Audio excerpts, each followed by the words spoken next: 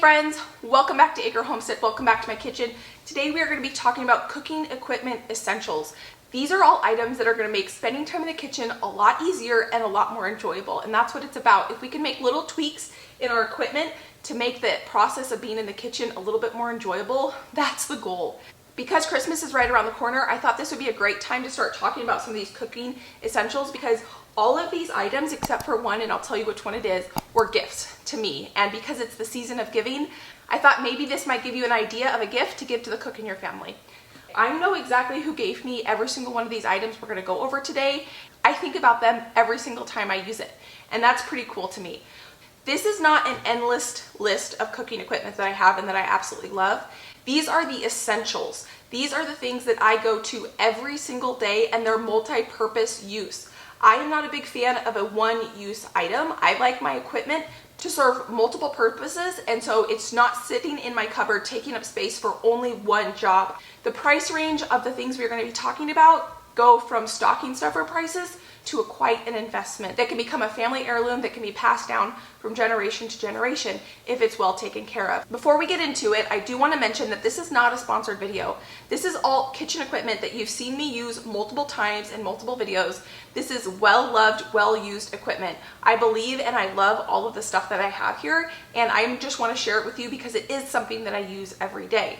If you are interested in checking out any of these things after the video, I will leave the links down in the description box if I can find links to these items, because some of them I've had for quite some time.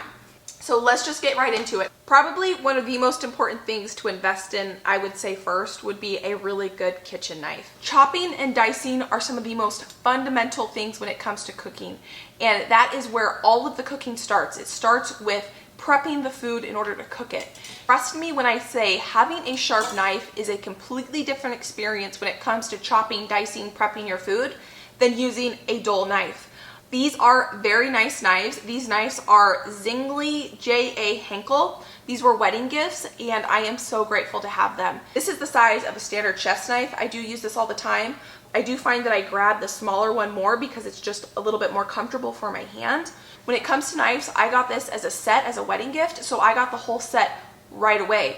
But if you are just investing in a knife, I would recommend investing in one knife to start, a chef's knife, whatever size you think would be the most comfortable for you, because this is going to be a huge game changer when it comes to chopping and dicing and prepping your food when you're cooking. Going along with the knives would be a good pair of kitchen shears. These kitchen shears came with this set, but I have a couple sets of kitchen shears that I like to keep in my kitchen for all uses. These are sharp enough to actually cut the back of a chicken or turkey out, but I have a couple pairs that are a little bit less quality for using to cut open packages and things like that. I can't tell you how frustrating it is when my kitchen shears have disappeared. So this is really helpful.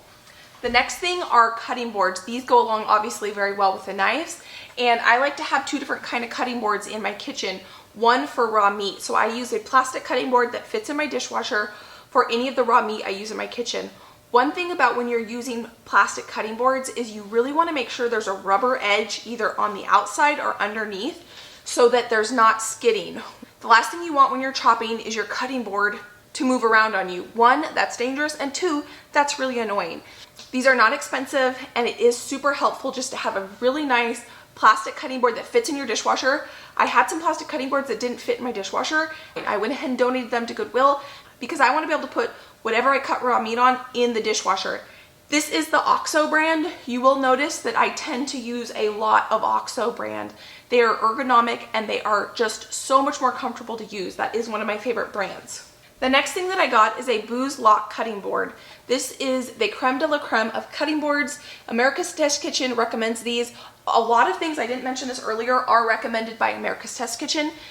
They are my favorite go-to when it comes to recommendations because they do so many tests on everything.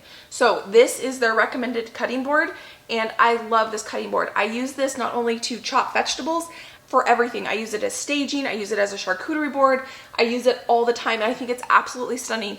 And when you're chopping vegetables, don't you want something pretty to look at? If you are going to invest in this cutting board, You need to also invest in the oils to maintain this cutting board. This is not a cheap cutting board. This is an investment, and you need to care for it like you would something that you want to last. So once a month, you do have to put an oil treatment on it. So if you are going to purchase this cutting board, I would recommend purchasing the oil that goes along with it. I'll link it along with this cutting board if you're interested in that. The next thing we are going to talk about is the humble spatula. You wouldn't think that I have a lot of thoughts and feelings about spatulas.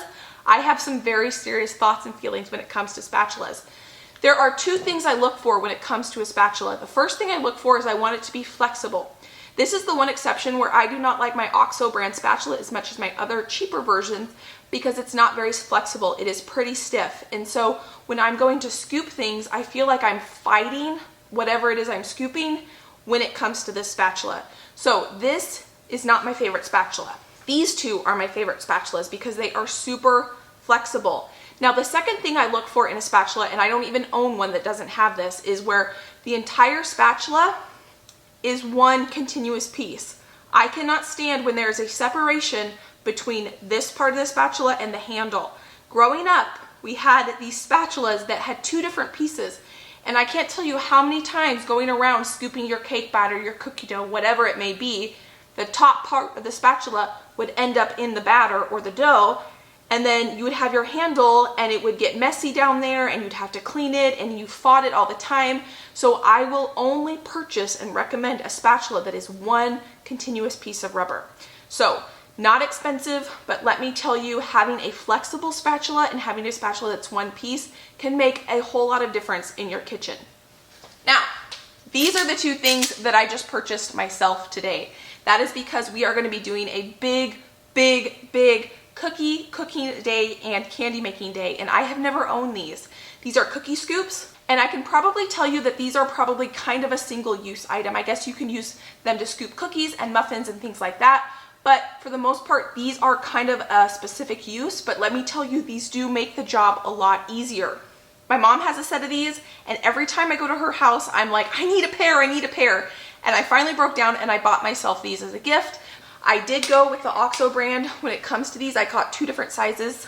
I got the 1 ounce and the 2 ounce, and I really liked these ones because they had the rubber on the outside. That's one thing that you will notice with the OXO brand is a lot of times it has rubber and they're very ergonomic. Going along with that, a really nice comfortable whisk is super important.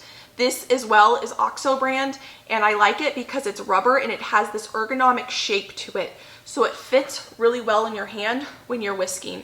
We are going to be making a ton of different toffees tomorrow in the candy making, and there is a lot of whisking. Sometimes some of those candies you whisk for 20 or 30 minutes, and I want something comfortable. The whisk that we grew up with, this piece was metal, and it was a sharp 90-degree angle right here, and it would get kind of uncomfortable to hold because you would put it in the palm of your hand, and that 90-degree angle would be uncomfortable in the palm of your hand. So this has a really nice grip to it.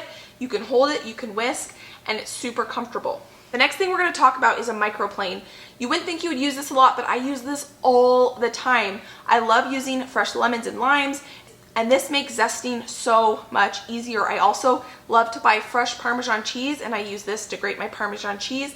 And I also like to use it for now because you guys taught me with garlic. You don't even have to peel the garlic. You grate the garlic right on here, peel and all, and the garlic peel just stays off. I also use this for fresh nutmeg. If you guys have never used fresh nutmeg is so much better than the powdered stuff. I only like to use fresh nutmeg whenever possible, and I use this for fresh nutmeg. One of my most prized possessions is this Le Creuset Dutch oven. This is an investment. This can become a family heirloom if it's taken care of properly. My husband got this for me for Christmas one year, and I absolutely love it. Now, this is my Lodge Dutch oven, and I have a lot of feelings about this Lodge Dutch oven. You will see me cook with it all the time. I use it all the time. But I have a big beef with this Lodge Dutch oven. Whoever designed it had a major design flaw. If you can see, there's a huge curve right here. The bottom of the Dutch oven curves up. So there's about 2 inches that actually curve up off the heat, especially if you have electric. Now, if you have a gas stove, this is going to be touching the heat a little bit, but your food on the inside isn't going to be because it's not on a flat surface, so it would actually be going up the curves. So if you're needing to brown something in here, your browning surface is reduced greatly because of this 2 inches of where it starts to curve up off the heat. I don't know why they designed it like that. I find that to be a very frustrating design flaw. Can you tell the difference how much flatter this one is? It does curve, but it's just the outside edge where it actually starts to curve up. The actual bottom of the pot is very flat. Now I use this Dutch oven. I will always have this Dutch oven. I probably will always use that Dutch oven until maybe something happens to it. But if you're gonna invest in a Dutch oven, I would highly recommend the Le Creuset Dutch oven. My next favorite kitchen item is this all-clad 3.5 stainless steel pot. I love this thing. This is one of only 2 things I have of all-clad. All-clad is my favorite cookware. It is an extreme investment, especially for me. So this is something I got as a Christmas gift and I love this thing. I absolutely love this thing. I do hope to get a few more pieces from them. What I love about them is the stainless steel is super thick. It retains its heat so well, so it doesn't scorch on the bottom.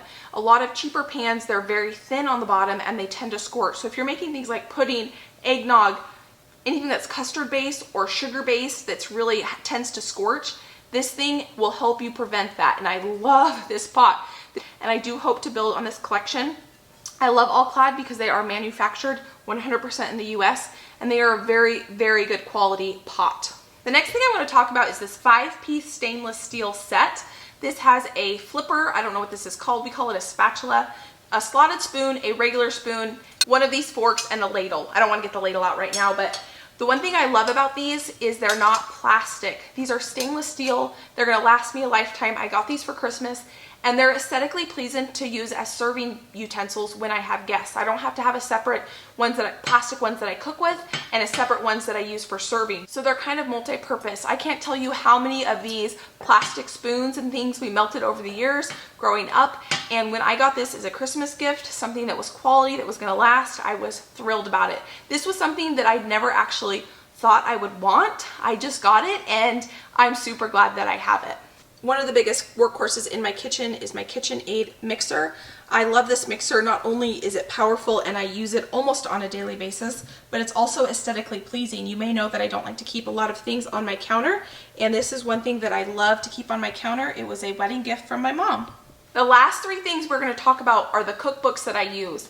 I am very minimal when it comes to the cookbooks I use, and I have 3 that are my go-to cookbooks. And these are ones that I want to share with you that have definitely shaped the way I cook. The first one is the America's Test Kitchen Cooking School Cookbook. You guys have heard me talk about this book a ton. I love this cookbook. I got this as a Christmas gift or a wedding. It might have been a bridal shower gift. And I read this like a novel.